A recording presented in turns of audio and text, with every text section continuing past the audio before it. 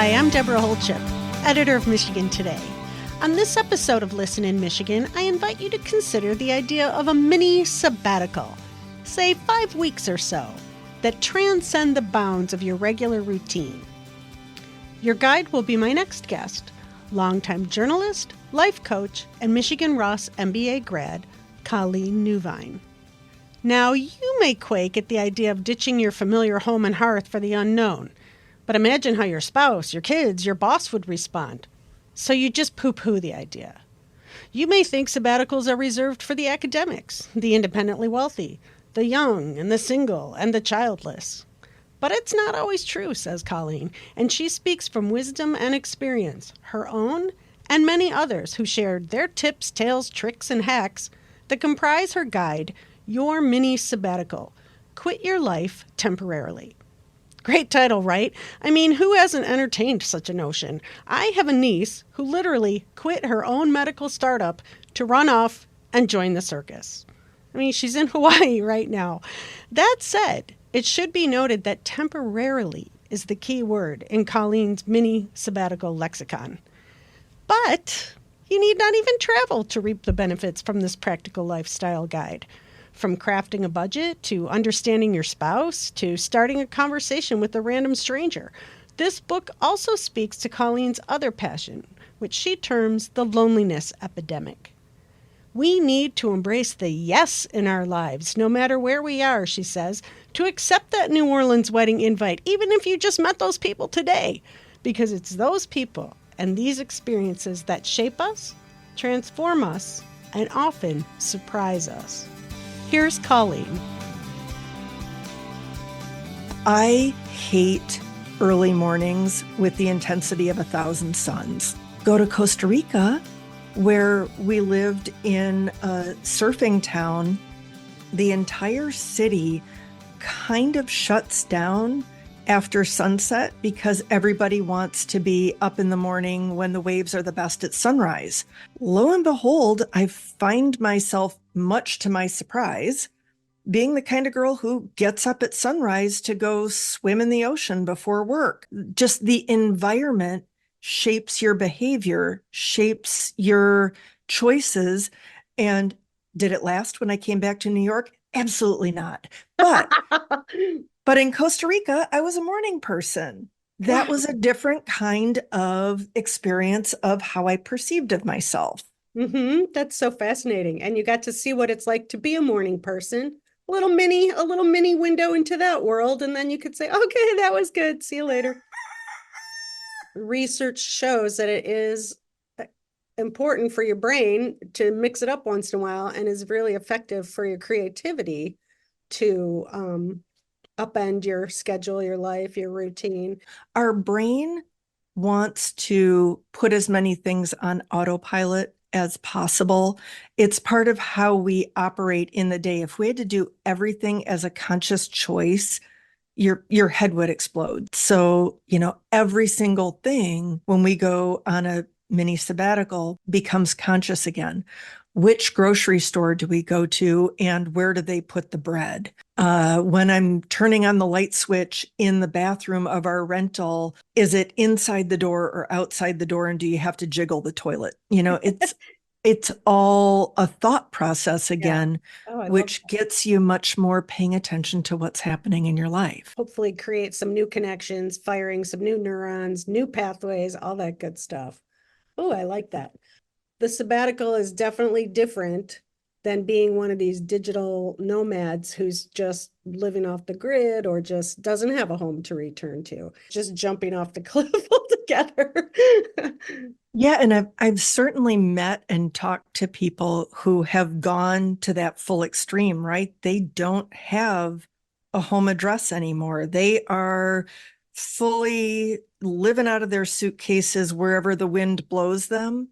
For me, the going away on an adventure feels much more possible when I know no matter what goes wrong, no matter what I do or don't like, at the end of 5 weeks, I'm going to be sleeping in my own bed. For me, it makes things that might be annoying if it was forever infinitely doable. Like, oh, we lived in an apartment that sounded really quaint because it was going to be on Main Street in a little tiny Catskills town. And it turns out that Main Street is also the only highway that every truck headed up and down into the mountains was using. So it was super loud. If I'd had to live there for a year, I would have lost my ever loving mind. Yeah. For a few weeks, I could figure out how to make it possible. Yeah. Oh, that's so interesting. Yeah. Because you can then use that stuff later in your life too, or in other situations. And then knowing that you have the flexibility or that you even have the skills to cope with it, to figure it out. Okay, let's just first we'll talk about the different kinds of sabbaticals there are. So there's the kind sort of that you took when you worked at University of Michigan, which was an unpaid leave. And you Mhm. got your paid leave if you're lucky enough to score that. Then you've got the in-between job person. The levers you can push to be able to make it work for you are kind of infinite. Well, you could travel during the summer vacation when your kids are off school.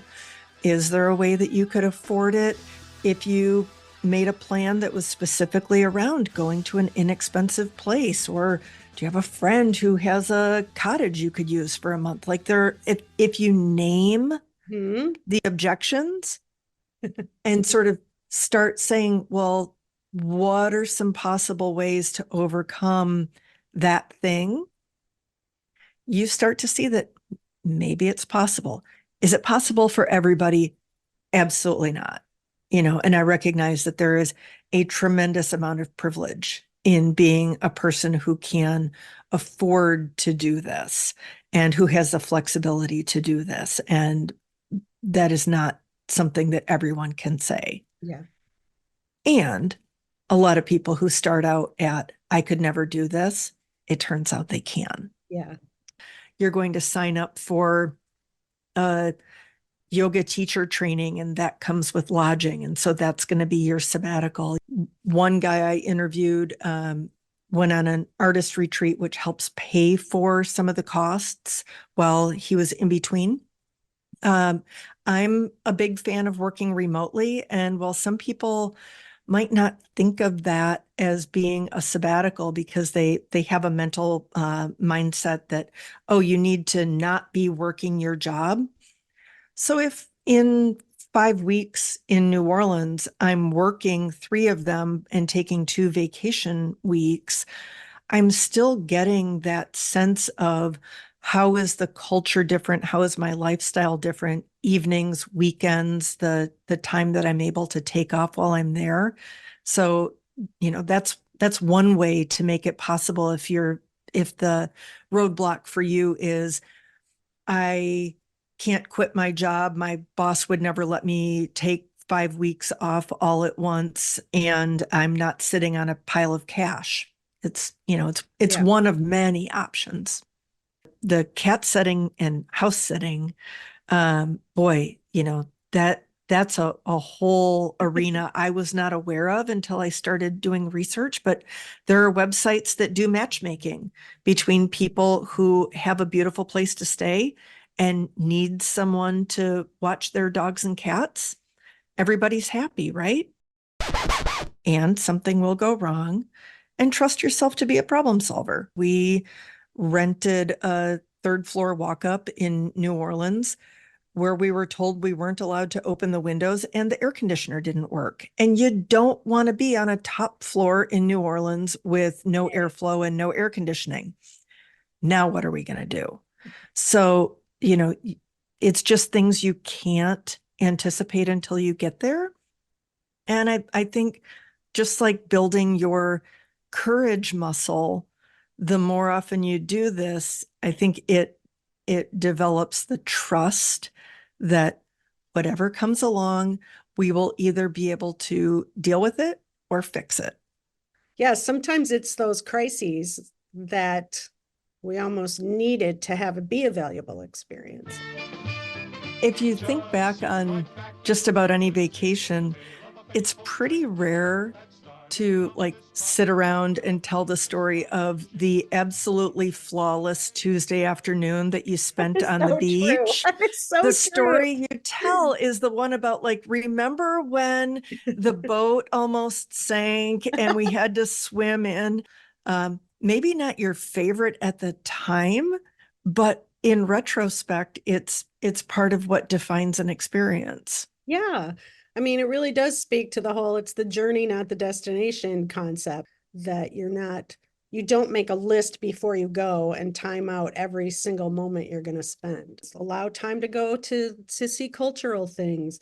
Have time if you're in a place where your friends are to be with your friends and all that kind of stuff. If the point is giving yourself a break, then running an entire mini sabbatical with the same kind of stress level that you might have back home is just a different flavor of overscheduled and stressed, right? Mm-hmm. So giving yourself the opportunity to bring it down a notch, but also to allow for the serendipity of you don't know what will pique your curiosity or what you might enjoy in that new place until you get there. If you are rigidly attached to things working a certain way, you are going to be deeply disappointed. I feel like one of the big transformations for me in becoming someone who has regularly done these mini sabbaticals is appreciating the power of being someone whose default is yes. Often the plan B would end up being more fun, more interesting than what I had planned to begin with. So I began to relax into not needing to know what the plan was and just allowing it to unfold and show itself. Yeah. For a type A girl, that was a big shift. Looking at your budget and the different ways you can budget. I like all your tips. What are some tips that you could share with people about figuring out financially how this can work for you? It's really all in your control. So if 2 months is more than you can afford, do one. If it's too expensive to go in peak season, what about off season? If it's too expensive to go to this country, there are a whole lot of other countries. So just thinking about like, if you want to reverse engineer it from, I would be willing to spend $5,000 on my mini sabbatical. Okay, well, what does that tell you about? Does it probably need to be someplace you can drive because airfare might eat up your entire budget if you're taking your whole family? So it's thinking about all of those variables about what kind of lodging, what are you going to do while you're there? Activities can be either really expensive or you can do all of the free fun. I'm a huge fangirl for Rick Steves, and his travel books really steeped into how I think about travel. Money can buy you comfort when you're traveling, but it can also buy you isolation. So, when you're traveling a little more inexpensively, you're probably going to stay in a hostel or eat at a restaurant where people aren't 5 miles from one another, but maybe you're at a communal table. Whatever that experience is, the less expensive choice probably also involves more connection with other people instead of being off in your little fortress at the Four Seasons. So I think there's something to be said for allowing the connection of the more simple and the more human way of traveling. Explain how you would approach your boss about wanting to take this time in a way that your boss is going to say yes. I took the Dale Carnegie course when I was in my 20s. Friends and influence people. Become genuinely and actively interested in other people and show it. And one of the best takeaways from that course was if you want to win somebody over, the best way to do that is not talking and talking and talking about why it's good for you. It's to put some thought into why it's good for that person. So, it turns out this works for your boss, your spouse, your kids, your next door neighbor. Anytime you want to win someone over, there's a pretty good chance they're thinking, what's in it for me? What do you think is going to matter most to your boss? And how can you sell this in a way that acknowledges and honors what's important to your department, your company, your coworkers? A lot of this applies whether you're taking a sabbatical or not, right? And so giving that thought to, if I'd like to pitch almost anything at work, taking that beat to consider, who are the real influencers? Who are the real deciders? Who do I have an alliance with who might advocate for me if I don't feel like I'll get a yes from my boss? Is there someone who can help advance my proposal? I mean, that applies to a lot of things, not just taking a month away. That is so true. Many life lessons here. So, what is your advice for people who do have families? You had some pretty interesting tips for them too.